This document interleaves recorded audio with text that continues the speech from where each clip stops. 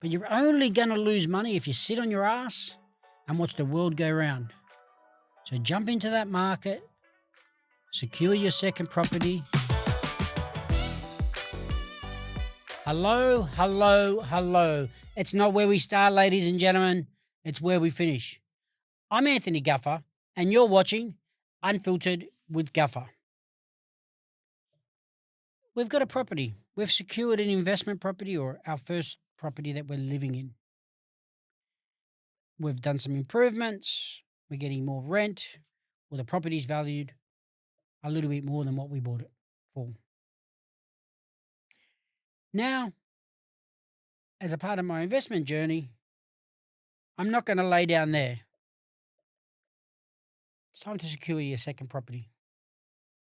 Because becoming complacent and being content with that first property is not a good thing to do. We spoke about getting in and building up a portfolio. The portfolio won't build itself. You need to keep rolling on while you've got that momentum. You've been liaising with valuers. You've been liaising with brokers. You've been liaising with buyers agents, property managers. You're starting to build a network. You're starting to build a community of your own. Now it's time to continue to, I wouldn't say use and abuse them, but to lean on them and use their knowledge and start expanding your own knowledge when it comes to investing in property. So the first one I've purchased, I've improved it. I've made the valuations come in at a lot more than what I've purchased the property for because I've given it that lick of paint and I've put down some new carpet and I've put that next bedroom in, built a granny flat, put solar on the roof. Whatever that is, all those additional things you've included along the way because your numbers stacked up and the valuations come in at a much higher rate. You're now getting more rent. Now it's time to pounce. Don't do what I did. I just went to the auction, put up my hand and thought it'd be that easy to get the finance. I managed to get the finance, but don't recommend it. Well, to be fair, I actually do recommend it. That's how I take action. I like to put myself in a situation where I need to deliver. I work well under pressure, but that's me personally. I literally went to 5 auctions with no finance organised and put my hand up, and I knew I had 6 weeks to organise finance. Hopefully my brokers aren't watching this because I did upset them along the way. But in saying that, that is the best way for me, but it may be not the best way for you. So now's the time to go through all the other episodes and watch them. Well, there's one way to get followers. Now, episode 1 was about understanding where you're buying. Episode 2, how to get the money. So it's no different now. It's a bit of a rinse and repeat. Understand how much money you can borrow, find the location. Are you going to do it yourself? So now it's rinse and repeat. It's not that hard. You've been there before. You've done it before. Do you like to work under pressure like me? Do you want to be strategic? Nothing wrong with that. Just means you're a bit boring. No, if you're strategic, that's a good thing. So, talking to a finance broker. Do I engage a buyer's agent because I'm busy now and I wasn't busy before? Do I need to start talking to a property manager? Am I going to purchase in the same area?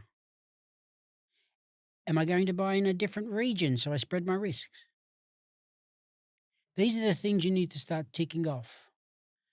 Tick the things off, just like I said earlier, find that location and stick to it because traveling from one region to another region, state to state, 6 months down the track, just like in that other episode, you've missed the market by 6 months and that turns into 12 months. And now you can't afford to buy where you wanted to buy because you've been fucking around. Select that region, understand what is good value for money, know what you're buying. Is it a property that needs improving because you're buying it below market value? Are you specifically looking for a deceased estate? Are you going to look for a property that's ready to go, no improvements, has got depreciation this time around? I'm not saying to jump on something brand new or off the plans because I'm not a fan. But it depends where you are within your journey. Understand that and apply straight away. Now, get the valuations in on your first property. Let them know you're buying a second property. Start speaking to the banks. Can one of the big four come to the party? If not, do I need to go to a second tier lender? If I go to a second tier lender, how long am I going to be there? Am I going to use their money for the first 12 months to get in the market and then leave? These are the things you need to consider. What can I take advantage of now? Okay, I've done some improvements on the property. I've built that second bedroom. Now it's time to get it revalued. Now the rents have gone up in that area because supply and demand is in my favor. I initially had it rented at $750. I've put a bedroom in, it's now $900. I've put solar on, I'm getting $1,000 a week. Now I need the bank to come and recognize the new rental returns. Is it time to get commercial? I've already got my one resi. No, my advice is your first 2 or 3 properties, if you can, stick to residential because we want to capitalize on the growth. There's a proven track record, residential properties grow in value if you buy in the right area at least by 7%. And it's not hard to find them. If you can't, engage a buyer's agent. Commercial is that next phase. We need these properties to grow in value because you want to be able to lend money for your third property and your fourth property. You've secured a residential property. That property itself maximized without overcapitalizing. So maximized without overcapitalizing like I did. Maximize means the valuation is as high as possible without putting too much money in. The rent returns are up as high as possible without putting too much money in. The banks had a look at it. The desktop valuation didn't come quite in as where you thought it was going to be. You call on a valuation. The bank sends somebody out. It's still not where you need it to be. Go to a different bank. If you're still not happy, go to a different bank. Keep hustling till you get that across the line. They say real estate's not about hustling. I call bull. When you're buying, you're hustling. Finding an agent, you're hustling. Getting finance, you're hustling. Learn to enjoy the hustle, the challenge. This is what makes buying property interesting. Getting involved. Now you're an experienced campaigner because you've done it once. I'm not saying you're a know-it-all or you're a professional, but you've got some experience now. You're not starting again. My advice is to continue to learn because we're always learning.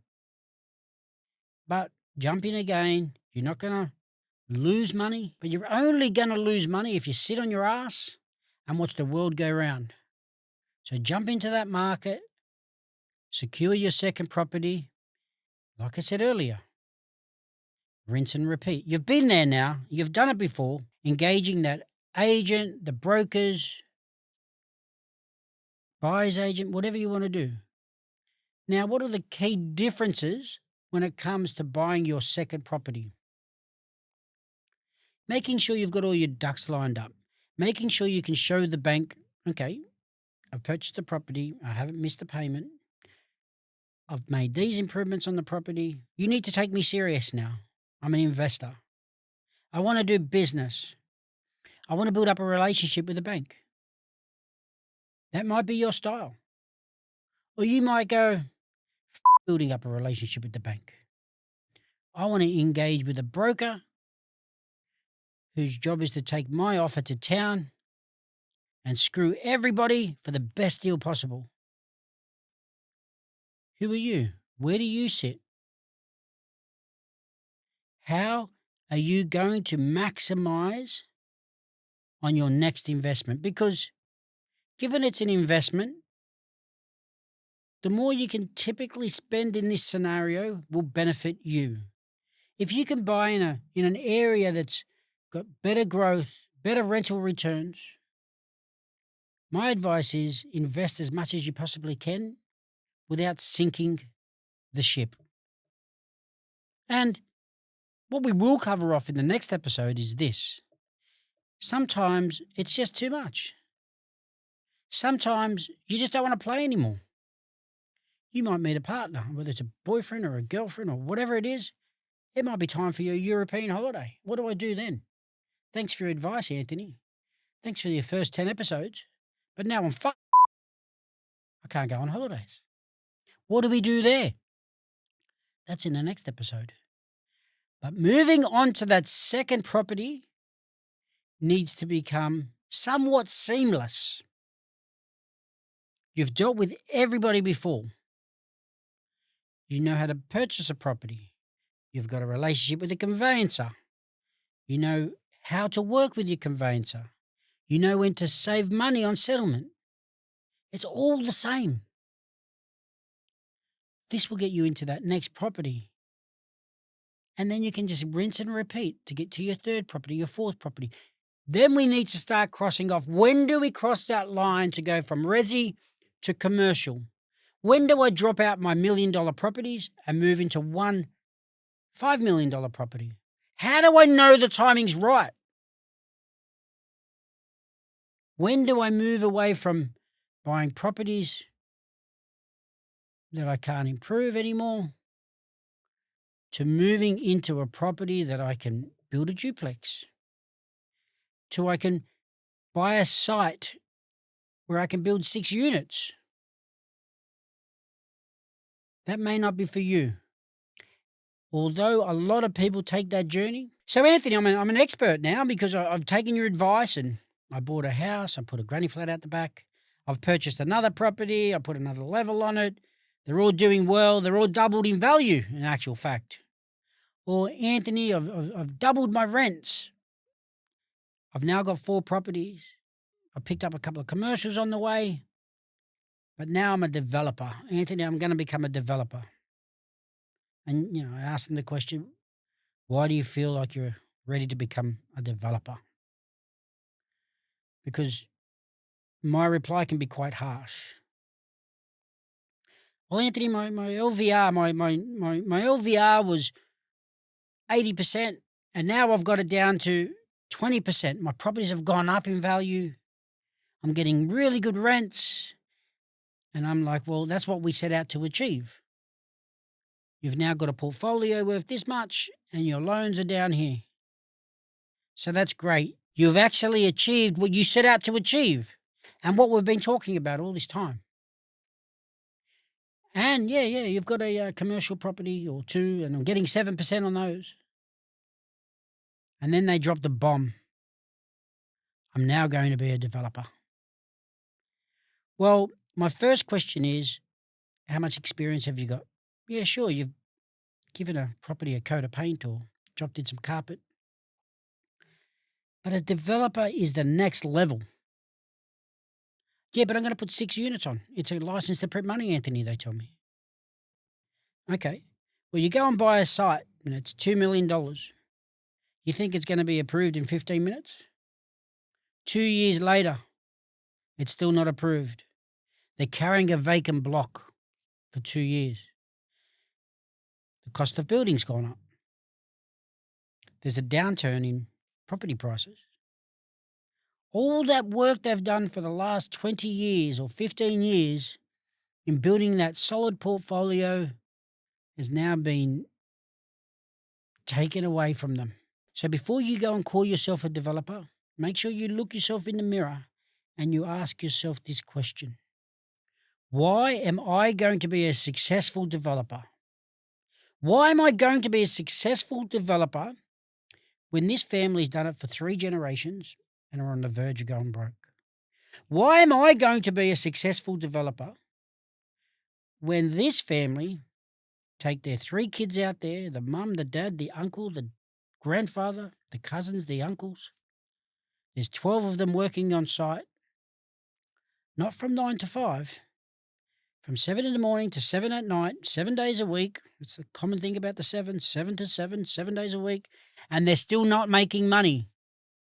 But you've got in this head of yours, you're going to be a developer.